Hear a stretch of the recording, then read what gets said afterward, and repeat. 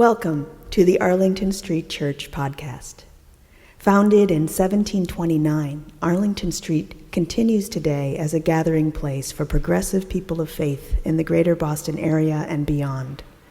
We are located at the corner of Arlington and Boylston Streets, across from the Public Garden in Boston, Massachusetts. Please visit ascboston.org for more information about this historic Unitarian Universalist congregation. Arlington Street Church, gathered in love and service for justice and peace. Welcome to a question box sermon, Stump the Chumps Part 2. This sermon is a way for us to be in conversation. You have submitted questions on your heart, and I'll do my best to answer from my heart. And boy, did you ask some really good questions. So here we go. Most weeks, Reverend Kim doesn't wear a stole. Why are you wearing one today? So this is actually a really special thing. Let me back up for a second and say that as I have inherited the tradition, wearing a stole is a symbol of ordination from a congregation. So I have several stoles that I've worn since I was ordained 3.5 years ago. This is a special traveling stole. You can't quite see it from there, but there are 51 names here of other UU ministers from all over the country, and possibly also Canada, who have worn this stole to do their ministry in churches and in hospitals and on picket lines. This was a project started by one of our ministers who called it the Covenant Project, that it would go from minister to minister, and they end up with 52 weeks of photos and sermons and all sorts of lovely stuff to represent all it is that ministers do. So I'm really excited and honored to be, I guess, the 52nd person, because I send it back to its original owner. But it felt like a joy to wear it up here today.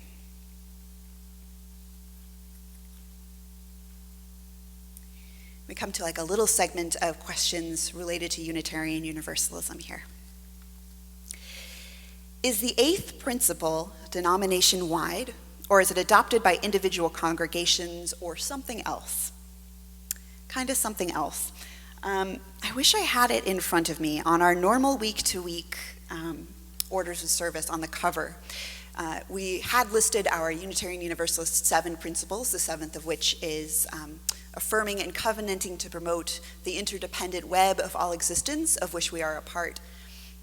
And for the last couple years, there's been an eighth one printed on the Arlington Street Orders of Service about being an anti-oppressive community that builds toward undoing white supremacy and dismantling oppression wherever it's found. Look up the exact wording. It's really fantastic. I'm sorry I don't have it on my brain. It is not official yet. And one of the things that is lovely and hilarious about Unitarian Universalism is that we vote on everything. Those 7 principles were voted on at General Assembly. It's basically statements of communal agreement by committee. So there will be, I believe, a motion to add this 8th principle at a General Assembly coming up, and the denomination, including those who represent Arlington Street as your delegates, will get a chance to vote. So if you have thoughts on the matter, it's a great thing to be in conversation about, that these are covenantal principles that we agree to affirm and promote, and is that something that you want to see your faith do? That's the question.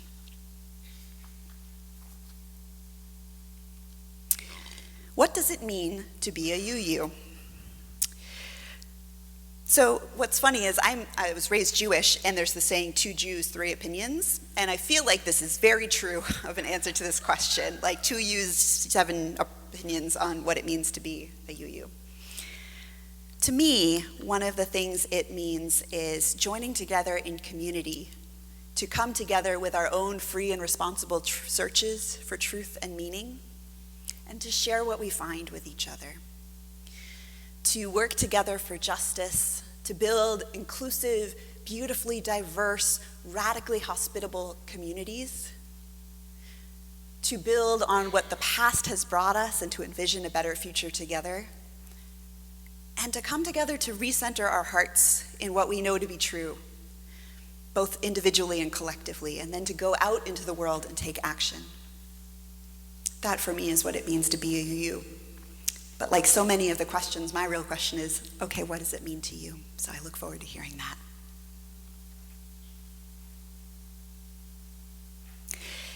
Is there a UU theology of dating/relationships? AKA, how do UUs date?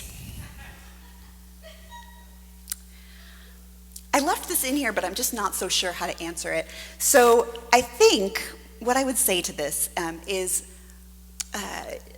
my understanding of a UU theology of relationships grows out of the Our Whole Lives curriculum, which it's a sexuality education program curriculum written in collaboration between the Unitarian Universalists and United Church of Christ. It's a lifetime thing. There's curricula for kindergarten all the way through elder adults.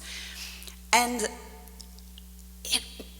it teaches both self-knowledge, communication, consent, enthusiasm, trust, boundaries, knowing yourself, evolving.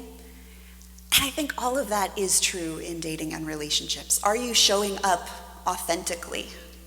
Are you showing up with a sense of justice in your relationship, with a sense of equality and equity between you two, or more? Are you showing up with love and no pretense? Are you honoring your partner or partners in the way they want to be honored? Are you building something together that makes the world more like the world you want to see? I think that's a place to start.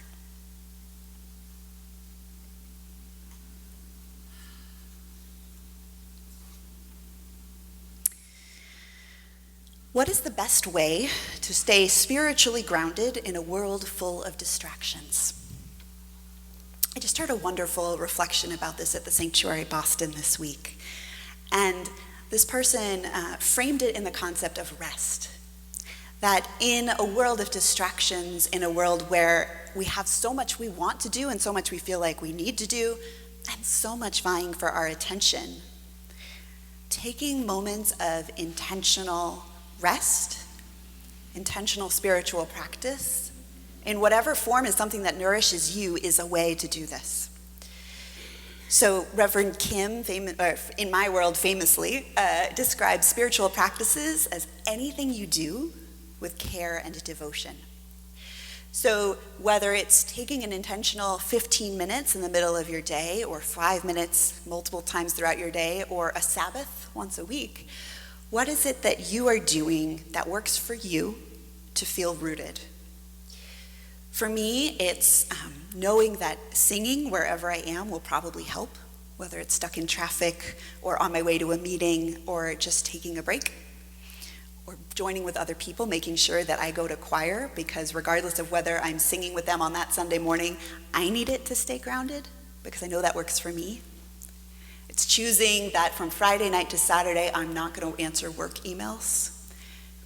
Any of those things, with practice and care, there's no one magic thing that will help you feel spiritually grounded. But it is a choice, and it's a choice that you can keep coming back to, and you're always only a second away from changing your answer to that choice.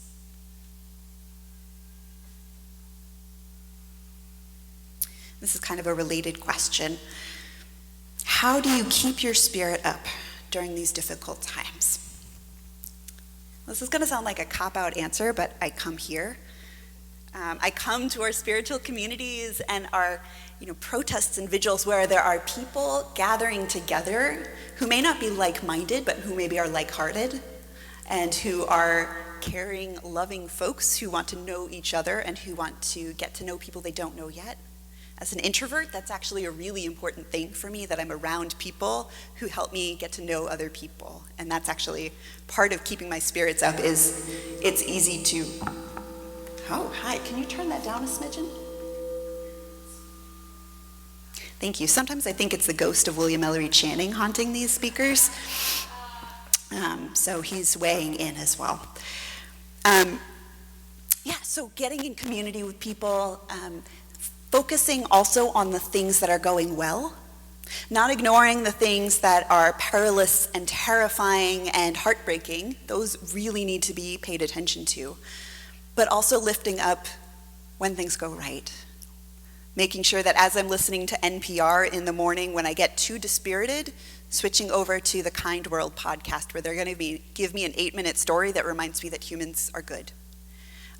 Calling a friend when I am just losing it and so dispirited, saying, tell me something good from your day, or put me on the phone with your kid, or whatever it is.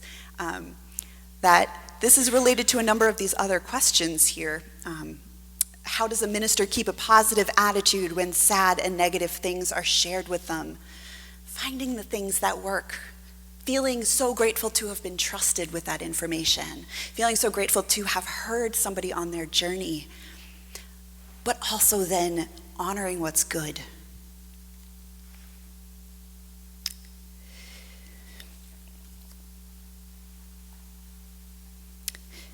How can we distinguish self-forgiveness from letting ourselves get away with bad behavior? I love this. I'm not great at this. And I'm grateful that whoever wrote this put bad behavior in air quotes, because I think unless it's harming somebody else, it's probably not bad behavior, it just might not be what you want to be spending your time on. I think the way you can tell between self-forgiveness and letting ourselves get away with bad behavior has to do with how you respond to it next time. That if I don't have a great example, if I throw out a plastic tub that I could have recycled, okay, this is a silly example, because I was in a rush because the Tupperware smelled terrible and I didn't have the energy to wash it and I threw it out and I didn't put it in the recycling. That's not how I want to be living. I think there's better ways to practice caring for our world than that. And at that moment, I just, because of all sorts of other reasons, didn't have the energy to do it. What am I going to do next time? What do I want to do differently such that I make sure that I'm soaking that Tupperware so that I can reuse it? It's a strange example, but what are we doing differently? Can we forgive ourselves for the times where we've goofed up if we're working toward doing stuff differently? Versus, are we just going to keep making the same excuses about it? That's where I might put that question. These are really great. Kind of similarly, since hate hurts the hater more than the hated, why is it so hard sometimes not to hate? I mean, anger is a real thing. And I think it's one of those bumper sticker slogans that if you're not angry, you're not paying attention. I've been feeling that a lot in the last couple of years. I think there's a difference between anger and hatred, and it makes me wonder for the person who wrote this if there's a difference or how that is. But I'll speak of it in terms of anger and dislike. It's so hard sometimes not to be angry and dislike somebody, and I actually think that's important to hang on to it. But not to let that stop you from seeing what's possible. Even for the person I despise the most, whose actions I hate the most, who I am so angry with, my theology teaches me that there is something that is an element of the divine in that person, that there is something redeemable. They may not be showing us that face of it right now, or, for a while, but it is ours to think, all right, what is this anger in me pointing toward? Is it pointing toward a different way I want to be in the world? Am I so angry that they're doing this because I'm actually not living up to my own standards about this? Am I so angry because it is hurting people I care about? And if so, how can I help care for those people? And if it's safe, if you can safely do this, to engage with that person who you are angry at, who you dislike, whose actions you find despicable, if you can safely do that, do it without the expectation that that person will change. You can really hope, you can support them, but know that that's not yours to change. It's yours to change. Can I interact with this person in a way that I don't walk away just burning with hatred? It's a big spiritual practice. And there's a book in my office called How to Hug a Porcupine, and another one called Thank You for Being Such a Pain. And there's something about this, right, that sometimes the spiritual teachers that teach us the most are the ones that we like the least. So invite us to engage in that when we're up for it.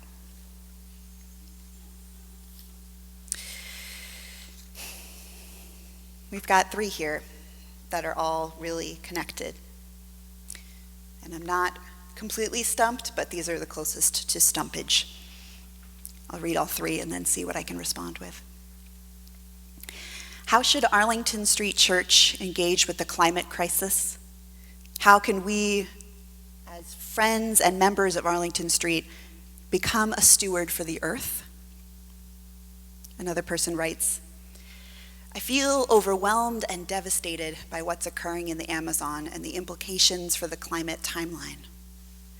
What, if anything, can this fellowship do to support?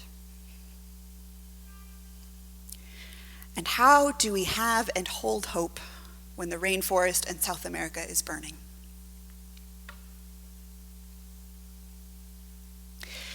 I think we have hope because if we don't, there's no chance of turning this around in any sense.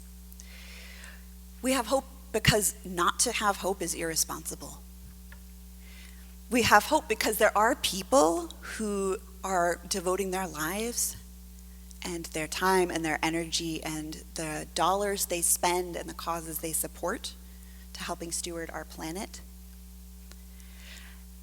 And I think we have hope because if we're thinking several generations forward, if we want to be able to say to them, this time was the great turning, and they ask, well, how did you do it? We can't answer with, we gave up. For that to happen, we need to say, we were scared and we were angry and things looked really bad. And things did get bad. But we cared for each other and we advocated and we did what was in our power to do. We know that individual actions are not the biggest contributor to climate change. It's things that are done by huge corporations and by governments. And we have some power to affect that. Our individual actions matter. Our choices as communities and as congregations matter. All of it adds up. But it makes me wonder, who do we advocate for right now? How do we advocate? To whom? How do we use what power we have and what privileges each of us has and what understanding of oppression each of us has to help shift this? You'll notice I just answered with a bunch of questions because I don't have any one good answer. I know that I need to give myself moments to really feel the despair and the fear that I have kind of in the back of my mind and in my heart a lot of the time. Because if I don't, it's just going to come out sideways and I'm going to give up. But I also need to be making sure that maybe even in those moments where I'm setting aside 15 minutes to recenter, I'm figuring out what the one thing that I'm willing to do next is. What is the one thing I'm willing to do today to be an advocate for our planet? Is there a phone call I can make to a legislator? Is there a cause I can donate to or that I'm willing to donate to? The problem is big, and our actions can be big, but they can also be small and consistent. So I invite you to engage however feels good for you, or however you're willing to, even if it scares you, because it scares me too. All right, just take a few more here. All right. Someone asked this question of Reverend Liz too, and I know she didn't get to it, so I'm doing my best to get to it today. What is the difference between love and friendship? I could answer this so many ways, but what's coming to mind is that there's the teaching that it is possible to love everyone and to love a person without liking them. And that's a thing that I learn in spiritual communities, right? To love everyone even if I don't know them. To love everyone even if in another context they might do something that annoys me. To love them even when we disagree. We don't need to be, well, I'd like to be friends, but we don't need to be friends for me to love you. In that sense, love is a commitment to your well-being, commitment to creating a community where we all can thrive, where no one is left out. Friendship, I think, is a cultivation of relationship and trust and enjoyment in each other's company that can be cultivated. You can assume friendship with anybody and assume rapport and immediately already feel a little bit more connected to that person. That's a fun experiment to try. Being in the grocery line and picturing the person in front of you as a friend that you haven't seen in a while. See how that feels? You don't need to say anything to them. I mean, you could. But to practice friendship, to practice building, opening your heart for those relationships, and to practice loving the person who cuts you off in traffic. Yeah, that is one of those examples of not liking the teacher who's actually a really great spiritual teacher. Driving or riding in Boston traffic. I switched a couple years ago. I went to college and grad school in Worcester, Massachusetts, where the driving is about as bad or worse than Boston. And for years, I would be having a really pleasant, gentle conversation with a friend, and then somebody would cut me off, and I would swear really loudly and yell and be like, ah! And my friends would be just kind of plastered to the back of the seat going, what just happened? I was like, oh, that wasn't at you, that was at the driver. And I was like, okay, but it affects me too. And it's like, right. No? Kelly Square was exactly where that happened, yes. Every time. Every time I hit Kelly Square. But so I gave myself the practice of saying something kind to that other car from the privacy of my own car. And it didn't make me like their behavior anymore, but it sure changed my experience of the ride, and it changed my passengers' experience of me and that car ride. So I invite us to practice that sense of love in whatever situation is most likely to annoy you. There are so many great questions. We got through most of them. If we didn't get to yours and you would like to talk about it, I would love to be in conversation. To close, I hope that we can all keep asking questions of ourselves and of each other to explore our beliefs. Because that is my vision of a beloved Unitarian Universalist community. One where, like the hymn we sang earlier says, we seek elusive answers to the questions of this life.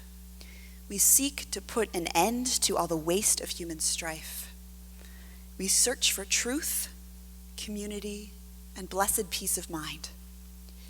And then we come together here to make sense of what we find. So, my friends, what have you found to be true? Amen.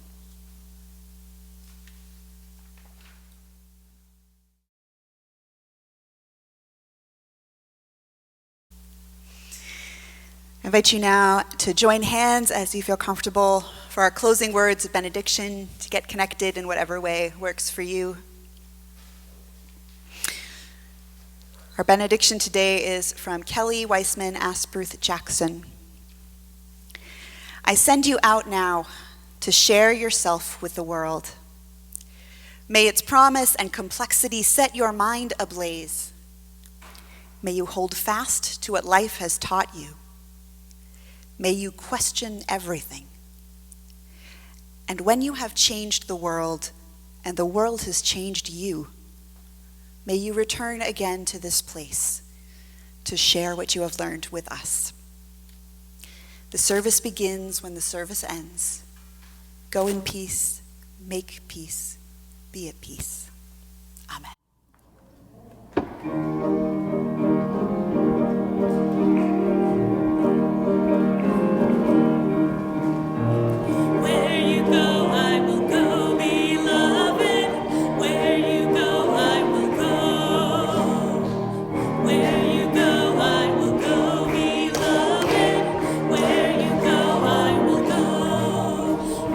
Your people are mine.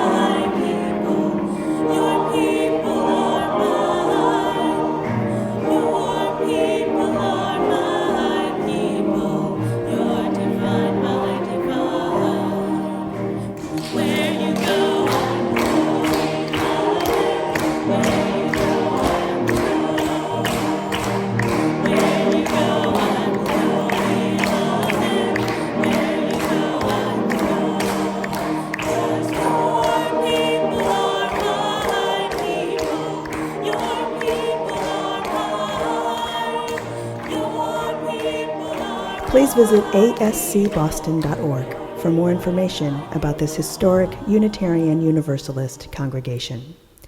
Arlington Street Church, gathered in love and service for justice and peace.